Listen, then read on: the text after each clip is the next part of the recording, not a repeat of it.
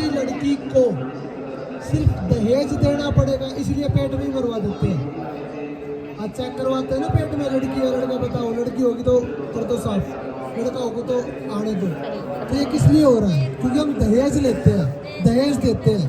अब मान लो गरीब आदमी है, वो कितना दे देगा? एक साइकिल दे देगा। अब करोड़पति वो क्या करे? करोड़पतियों की, राजा महाराजाओं की एक गलत रिवाज चलाया हुआ है, जिसको गरीब आदमी भुगत रहा है, दहेज दे नहीं रहा। अरे दहेज किसको बोलते हैं? खुशी खुशी से लड़की को दे। लेकिन आजकल भेड़िए बन चुके लड़के वाले, वो ये बोलते हैं ये दो हमें, वो दो, और नहीं देते तो फिर लड़की को चढ़ा के मार देते हैं। कितने केस आप देखते हो। तो संत रामपाल जी महाराज उन लड़कियों को बचाने के लिए, कि इतनी अच्छी आत्मा जो अपनी माँ बाप की, मतलब शादी होने के बाद भी अपने माँ बाप की सेवा की सोचती है कि मेरे माँ बाप को कोई दुख ना हो, तो ऐसी लड़कियों को पेट में मार देने का सही बात है? तो उसको बचाने के लिए संत रामपाल जी महाराज ने दहेज जैसी बीमारी खत्म करी है। अगर तुम्हें लड़की से प्यार है, अगर तुम्हें अपने माँ बाप से प्यार है, तो तुम बिना दहेज के ले जाओ ना। तुम इतना दम रखो, कमा के खिलाओ उसको। अगर लड़का अच्छा है, कमाता खाता है, तो उसको कमा के खिलाओ भाई। दहेज से कब तक पार पड़ेगी? मान लो दहेज में 2 लाख रुपए दे दिए, वो कभी तो खत्म होंगे, फिर भी कमाना पड़ेगा। तो शुरू से ही क्यों ना कमा के खिलाए? तो इसलिए हमारे गुरुजी कहते हैं इस दहेज के कारण लड़कियां मारी जाती है पेट में, तो वो भी खत्म होगा। और बेटियां इतनी अच्छी होती है, आज हमारे देश की कमान संभालने लग रही है।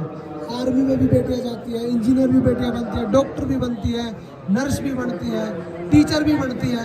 तो इतनी अच्छी आत्मा, और उसको हम पेट में मार देते बस दहेज देने के कारण। तो इस दहेज रूपी राक्षस को हमारे गुरुजी खत्म कर रहे हैं। जो गुरुजी से नाम ले लेता है, गुरुजी उसको बोल देते बेटा दहेज नहीं देना। अब हमारी बहनों की शादी है, हमारे पास सब कुछ है गुरुजी की दया से, और जो जिनसे रिश्ता हुआ उनके पास भी खूब पैसा है, लेकिन गुरुजी के आदेश अनुसार आश्रम में शादी हुई है, 1 रुपये ना दिया ना लिया। देने को तो हम भी दे सकते थे और हम भी ले सकते थे, लेकिन क्यों नहीं लिया? क्योंकि जब जो जैसे मान लो कोई अमीर आदमी है, उन्होंने ये गलत रिवाज चलाया। अब अमीर आदमी इस रिवाज को खत्म करेंगे तो फिर और भी देख खत्म करेंगे। तो ऐसे ये चीजें खत्म करनी है। ये हमारे समाज के लिए अभिशाप है, ये गरीब आदमियों को दुखी करने का तरीका है और कुछ नहीं है। गुरुजी ने ये नहीं बोला, गुरुजी ने ये कभी भी नहीं बोला कि अपनी बेटी की आप मदद नहीं करो, या उसको आप पैसे नहीं दे सकते, उसको मदद नहीं कर सकते। गुरुजी बोलते हैं अगर आपकी बेटी को जरूरत है तो आपको उसकी मदद करनी चाहिए, पैसे से करो उसको। 10 लाख रुपए की जरूरत है तो वहां दे दो। एक दिन में आप फूक देते हो अपने पैसे शादी में, एक दिन का दिखावा करने के लिए। और जो लोग खाना खाने आते हैं, वो कोई तो अच्छा बोलता है, कोई बुरा बोलता है, उसमें भी जी दुखी होता है 10 लाख रुपए खर्च करके भी। गुरुजी कहते हैं इससे अच्छा तो उन बच्चों को जब जरूरत पड़े उनका कोई काम धंधा खुलवा दो, किसी और काम में, पढ़ाई लिखाई में लगा दो, अच्छे काम में लगाओ, घर बनवाओ, इन चीजों में खर्च करो। करना भी है बेटी पे। दहेज वाली और ये दिखावे वाली जो शादी के बैंड बाजे और ये फिल्मों ने जो चलाया है, फिल्मों ने समाज में बुराई घर की है, फिल्मों से ये बुराई चलती है। गुरुजी कहते हैं फिल्म ही मत देखो, पहले तो गुरुजी का ज्ञान सुनो जो शास्त्रों के अनुसार है। मोक्ष के लिए भक्ति करनी है और बेटा बेटी एक समान होने हैं, ये गुरुजी ने चलाया है। इसलिए दहेज ना हम लेंगे ना हम देंगे, ये गुरुजी ने प्रण करवा दिया सभी भक्तों को। ये तो बहुत अच्छी चीज है।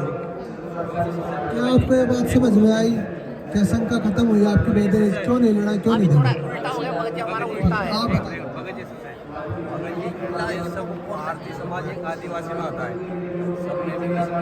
लेकिन आप हमारे उल्टा है भगत जी। मेरे पे लड़कियां तीन है,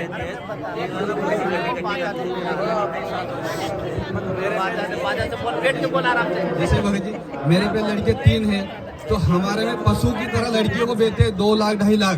भगत जी आप कह रहे हो ना ये तो परंपरा चली रही है यानी सभी सारी समाज में, लेकिन हमारे समाज में उल्टा होता है भगत जी, पशु की तरह लड़कियों को बेचते हैं।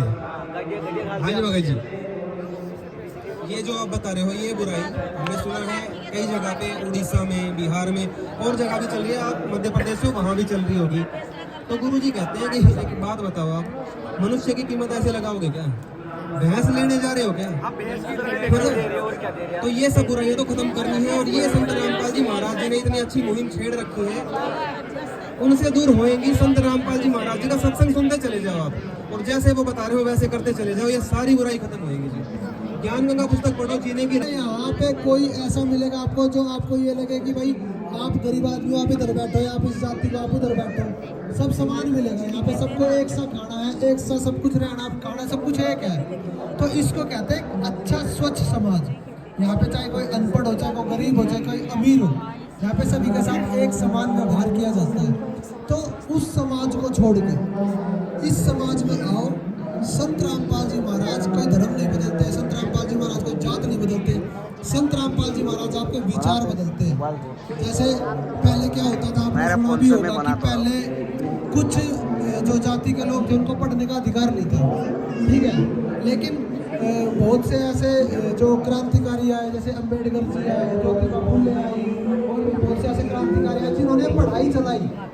इवन हरियाणा में भी बेटियों को पढ़ने का अधिकार मिला आज से 50-60 साल पहले। लेकिन कुछ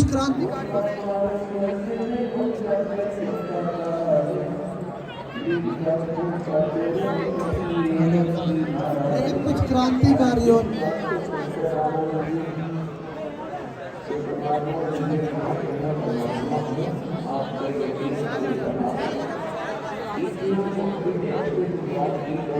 तो कुछ लोगों ने ये मुहिम चलाई कि बेटी भी पढ़ेगी और बेटा भी पढ़ेगा। क्योंकि अगर आप एक को तो अनपढ़ कर दो और एक को पढ़ा दो, तो जो अनपढ़ है वो दूसरे में बोझ बढ़ जाएगा। तो कोई किसी में बोझ मत पड़ो, सब अपना वजन खुद उठाओ। और अब कोई जानवर तो है नहीं जो किसी में बोझ पड़ेगा। तो ये पढ़ाई की शुरुआत हुई और आज हर घर की बेटी पढ़ रही है। और माँ बाप में भी इतना दिमाग आ गया कि उसका मासिक खाने के लिए पैसे नहीं हो, लेकिन वो अपनी बेटी को स्कूल में नहीं भेजता है। वही कल को हम रहे ना रहे, हमारी बेटी अपने कदमों पे चल सके, हमारा बेटा अपने कदमों पे चल सके। तो ऐसे में समाज बदला ना, अपने रिवाज बदले ना, तो अच्छी चीज मिले। तो ऐसे ही संत रामपाल जी महाराज का ज्ञान कहता है कि आप उस बुरे रिवाजों को छोड़ के, गंदी चीजों को छोड़ के एक अच्छे समाज की तरफ चलो। तो ये हमें करना पड़ेगा। संत रामपाल जी महाराज का दहेज बंद करवाने का ये उद्देश्य नहीं है कि वो आपको किसी बंदिश में डाल रहे हैं। संत रामपाल जी महाराज का दहेज बंद करवाने का ये उद्देश्य है कि वो आपकी जो बेड़ियां हैं, जो समाज ने आपके पैरों में पास दी हुई है, वो निकालने लग रहे हैं, वो तोड़ने लग रहे हैं। संत रामपाल जी महाराज सबको आजादी दे रहे हैं। अब हम है, ये पंडित है, मैं खाती हूँ, कोई जाट है, कोई राजपूत है, कोई ब्राह्मण है, मतलब सभी एक जगह आके रुक चुके हैं। सब हमारे अंदर कोई जात भेद नहीं है किसी प्रकार का। सबके साथ संत रामपाल जी महाराज समाज व्यवहार करते हैं, हम समाज में भी रहते हैं। और बेटियों को बेचते किस लिए? पैसे के लालच में, इसलिए तो बेचते हैं। संत रामपाल जी महाराज जो भक्ति देते हैं, पूर्ण परमात्मा शरीर से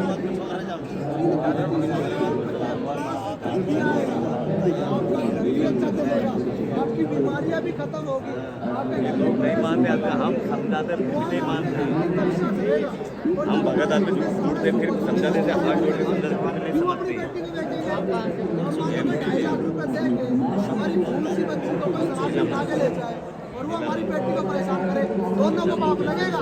माँ बाप को भी पाप लगेगा कि ऐसे गंदे आदमी का बेटी थी, और उस गंदे आदमी को तो लगेगा। और सारी जिंदगी उस बेटी की आत्मा रोएगी कि हमारे माँ बाप ने ऐसी गलत चीज करी।